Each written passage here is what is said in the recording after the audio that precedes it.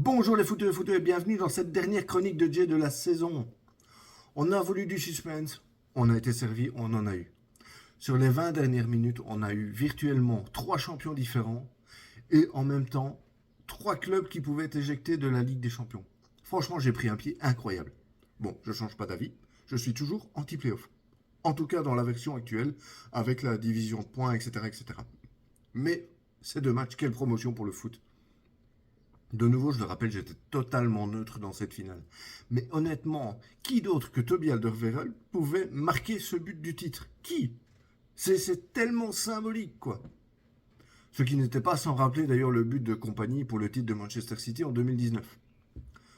Je ne vais pas refaire le portrait d'Antwerp, vous pouvez le retrouver sur ma chaîne YouTube, dans ici quelques vidéos précédentes. Voilà. Mais pour un club qui est remonté en D1 il y a 6 ans, après avoir passé 14 saisons en D2, faire un doublé comme ça, franchement, c'est incroyable.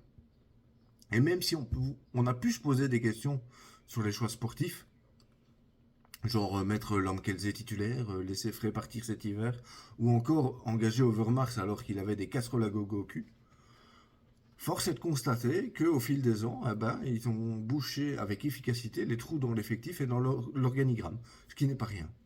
Donc voilà, the right man in the right place at the right time, comme dirait l'autre. Et vous admirez l'accent. Alors imaginez-vous maintenant à la place des supporters de Genk. Ils sont passés à 1 minute 30 de fêter un titre. Ils étaient prêts là sur le bord du terrain à envahir le terrain. Bon, déjà ils n'ont pas fait comme ces abrutis d'Allemands. Ils n'ont pas interrompu le match. Ils n'ont pas fait trop tôt. Déjà bien, bravo. Et puis il y a ce but qui tombe, j'ai envie de dire un peu de nulle part, mais il est tellement beau cette lucarne là. C'est incroyable. Et c'est ça aussi le foot qu'on aime. C'est le foot qui véhicule des émotions, qu'elles soient bonnes, qu'elles soient négatives. C'est pour ça qu'on aime le foot.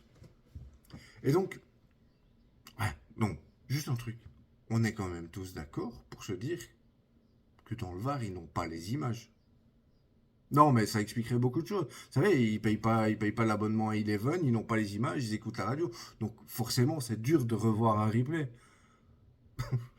Non, mais parce que il n'y a même pas eu un instant de réflexion sur les deux fautes sur Genk où on aurait pu siffler un penalty. Mais pas une seconde. Alors que je vais pas vous retrouver les images parce que là, comme ça, je sais plus où chercher. Mais je vous assure qu'on en a sifflé pour moins que ça cette année. Vraiment. N'empêche, c'est quand même la deuxième fois en 2 ans que Bruges prive l'Union d'un titre. Ça va devenir la bête noire à force, hein. Et en soi, on ne peut même que féliciter le club d'avoir joué le jeu comme ça jusqu'au bout, plutôt que de balancer les matchs alors qu'il n'y avait plus rien à gagner finalement. Donc, une fois n'est pas coutume, bravo Bruges. Et puis, quelques heures après ces émotions fortes, j'ai pris une grosse descente, une grosse claque. Je m'y attendais pas. Ma légende, mon dieu du foot, a annoncé qu'il prenait sa retraite. Le grand Zlatan Ibrahimovic, qu'on annonçait pourtant reparti pour une saison voire deux à Monza, a annoncé qu'il rangeait les crampons dans un San Siro chaud bouillant. Bon, Zlatan, en quelques chiffres, c'est 41 ans, 827 matchs pro, 496 buts, 204 assists et seulement 10 cartes rouges. Alors oui, je dis seulement parce que, avec son caractère et s'il n'avait pas fait autant peur aux arbitres, bon, il aurait franchement pu s'en prendre quelques-unes de plus, hein. Parce que mettez-le dans le corps de Mimi Mati, je vous assure qu'il en prend au moins une voire deux de plus par saison. Et puis, euh, et puis il a gagné des titres partout où il est passé quasiment. L'Ajax, le Milan AC, l'Inter, Manchester, United, Barcelone, PSG. Et puis il y a des punchlines magiques. Enfin, ça va nous manquer tout ça. Encore hier, pendant qu'il remerciait le stade et le staff de Milan, les supporters du Hellas Vérone l'ont sifflé. Sa réponse, elle est juste magique.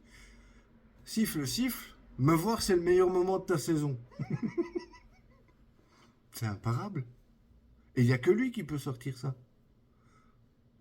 Mais bon, pour moi, ces plus belles, elles viennent de l'époque MLS, hein. Genre, vous êtes chanceux que je ne sois pas venu 10 ans plus tôt, sinon je serais déjà président. Je suis venu, j'ai vu, j'ai vaincu, au moment où il repartait. Ou encore, vous vouliez Zlatan, je vous ai donné Zlatan. Il n'y a pas de quoi, l'histoire continue et maintenant retournez voir du baseball. Comment ne pas aimer un mec pareil, sérieusement? Et encore là aujourd'hui, je me suis voilà ce qu'il cite. Quand je me suis réveillé ce matin, il pleuvait. Je me suis dit que même Dieu était triste. Alors oui, tout le monde va dire, mais quel ego dégueulasse quand même. Ouais, ouais, mais c'est pour ça qu'on l'aime. Ah. C'est donc le cœur lourd que je vous souhaite de bonnes vacances à l'avance. On se retrouve de toute façon sans faute pour la reprise du prochain championnat. Je salue déjà les supporters d'Anderlecht, puisqu'ils sont actuellement premiers au classement du prochain championnat par ordre alphabétique. Belle performance. Je réfléchis encore sur ce que je vais essayer de vous proposer comme contenu jusque-là. On va voir. Ça va peut-être être des vidéos courtes, des présentations de clubs, des infos mercato. Voilà, j'ai quelques idées. On va voir ce qui va se mettre en place. D'ailleurs, s'il y a des rubriques que vous avez vraiment aimées, que vous voudriez que je fasse plus souvent, ou d'autres, à l'inverse, qui vous plaisent beaucoup moins, bah, n'hésitez pas à le dire. J'essayerai toujours de m'adapter au mieux pour satisfaire un maximum de monde. Voilà. Merci de m'avoir suivi pendant cette saison, qui a été assez folle. On a connu des hauts et des bas. On a connu des vidéos à 20 vues. On en a connu une qui en a fait presque 600. Voilà, je peux pas me plaindre. Je fais pas ça pour être célèbre. Je fais ça pour m'éclater et pour amuser un peu les gens et pour divertir et vous apprendre certaines choses.